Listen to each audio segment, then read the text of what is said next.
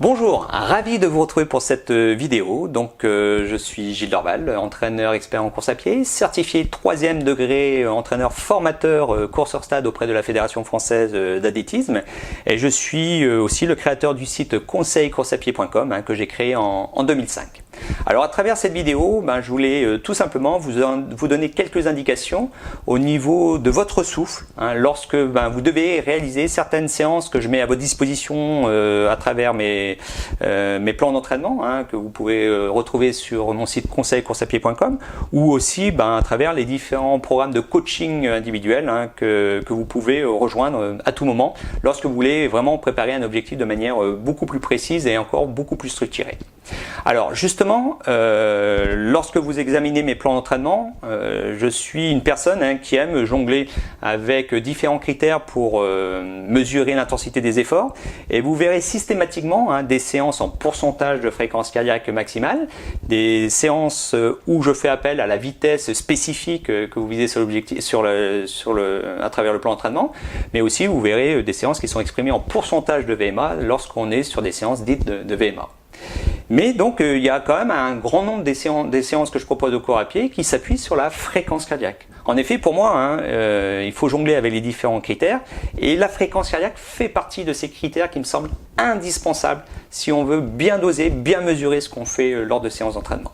Alors l'idéal évidemment c'est de posséder un cardio-fréquence-mètre et puis d'avoir déterminé au préalable sa fréquence cardiaque maximale. Alors si vous ne connaissez pas votre fréquence cardiaque maximale, je vous invite à aller sur ma chaîne YouTube. Donc vous allez sur YouTube, dans la barre de recherche en haut vous tapez Gilles Dorval, vous arrivez sur ma chaîne YouTube, et puis là vous trouverez en fouillant une vidéo dans laquelle j'explique comment déterminer, comment obtenir une première estimation fiable de votre fréquence cardiaque maximale. Donc une fois que vous avez votre fréquence cardiaque maximale, vous appliquez des pourcentages de fréquence cardiaque maximale, et si vous avez un cardio-fréquence mètre, c'est super simple ensuite de pouvoir de vérifier si vous êtes bien dans la zone physiologique, dans la zone cardiaque visée par la séance. Alors maintenant, il arrive que malheureusement, vous n'avez pas ce genre d'outil, que vous n'avez pas encore acheté, acquis ce genre d'outil vraiment hyper intéressant si on veut bien mesurer ce qu'on fait à l'entraînement. Mais voilà, on peut quand même fonctionner sans ce type d'appareil. Et puis aussi le fait de se construire des repères au fil des séances et au fil des plans d'entraînement permet que si un jour on n'a pas sa montre, ou que sa montre tombe en panne pendant une compétition ou pendant une séance d'entraînement, on n'est pas perdu. Ça c'est vraiment important aussi, de vous construire vos propres repères, et puis d'avoir comme ça vos propres indicateurs par rapport notamment à la fréquence cardiaque et par rapport au souffle, c'est ce qu'on va aborder dans quelques instants, pour ne pas vous retrouver perdu, et puis de bien doser votre effort. Alors justement, il y a quelques instants, j'ai évoqué la notion de souffle.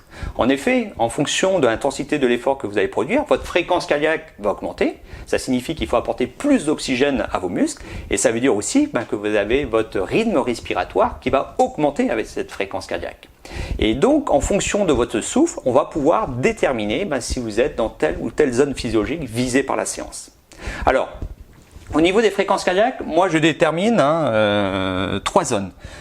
Une première zone, c'est tout ce qui concerne les footings en endurance fondamentale, où on est à 65-75% de sa fréquence cardiaque maximale. Une zone qui englobe tout ce que j'appelle le travail de fractionner à allure modérée, donc là vous retrouvez les initiales TFAM, donc travail de fractionner à allure modérée, dans laquelle on va retrouver notamment son allure marathon et semi-marathon, fréquence cardiaque marathon et fréquence cardiaque semi-marathon.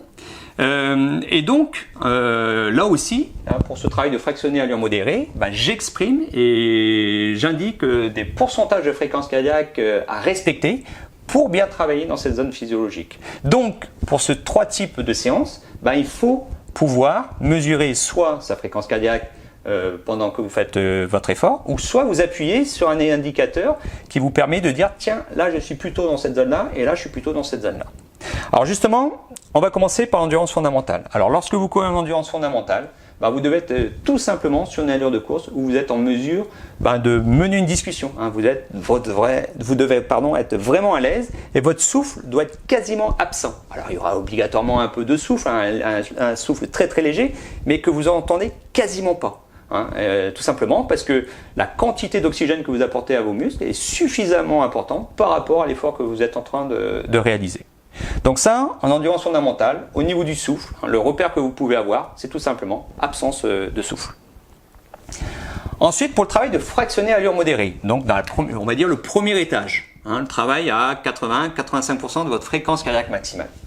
Alors là, vous allez être encore à l'aise, vous êtes capable encore d'échanger sans difficulté avec les personnes qui sont autour de vous. Alors peut-être tous les 2-3 phrases, vous êtes obligé de faire une petite pause pour pouvoir reprendre une grande bouffée d'oxygène et puis voilà, poursuivre votre conversation. Mais là, la conversation ne pose pas trop de problèmes. Par contre, le souffle commence à apparaître. On l'entend, c'est un souffle léger. C'est pas encore un souffle qui se fait vraiment entendre, mais c'est voilà, on commence à entendre un petit souffle sortir de votre bouche, mais vraiment très léger. Donc là, ça indique qu'on est dans cette zone physiologique qui est comprise entre 80 et 85% de votre fréquence cardiaque maximale. On passe maintenant à l'étage supérieur, et là, quand on arrive à 85-90% de votre fréquence cardiaque maximale, là le souffle, il s'installe, il est présent. Mais c'est un souffle qui reste encore raisonnable. Vous n'êtes pas encore en hyperventilation, vous n'êtes pas encore en train de souffler de toutes vos forces à chacune des foulées. Là, il y a un souffle qui est présent, vous avez besoin de souffler, vous avez besoin d'apporter beaucoup plus d'oxygène à vos muscles, mais on est encore sur des allures qui restent confortables. Je rappelle que là, on est sur des allures que vous pouvez tenir sur 1h30, 2 heures normalement sans difficulté.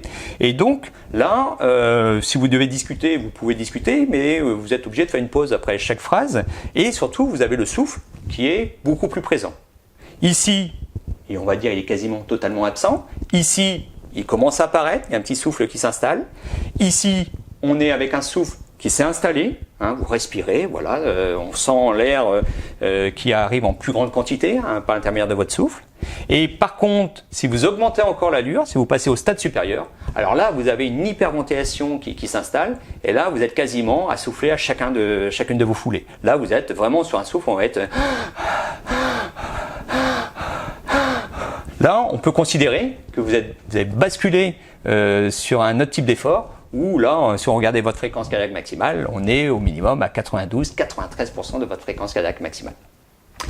Voilà, donc maintenant, à vous de vous construire vos propres repères en fonction de vos ressentis, en fonction de ce que vous allez pouvoir aussi contrôler sur votre montre cardio-fréquence-mètre, et ainsi vous allez pouvoir mieux doser vos efforts, et puis au fil du temps, de pouvoir vous construire vos propres sensations, vos propres repères, et puis comme ça vous serez moins tributaire éventuellement de votre montre cardio-fréquence-mètre si jamais elle tombe en panne, ou alors si jamais vous n'avez pas encore ce type d'outil, vous allez pouvoir fonctionner et éviter de faire trop de bêtises. Voilà, écoutez, maintenant moi je vous laisse le loisir de vous approprier toutes ces informations. Donc si vous aussi vous désirez progresser en course à pied, que ce soit sur 10 km, sur semi-marathon, marathon ou en trail, je vous invite tout simplement à cliquer sur le lien présent sur cette vidéo ou en dessous de cette vidéo, d'indiquer votre prénom, votre adresse mail, et ainsi je vais pouvoir vous faire parvenir toute une série de vidéos et de conseils gratuits sur l'entraînement en course à pied, et ainsi vous aussi vous allez pouvoir vous entraîner beaucoup plus efficacement. Pour ma part, je vous retrouve très rapidement pour de nouveaux conseils. D'ici là, je vous souhaite un bon entraînement, un bon run, et puis je vous dis à très vite.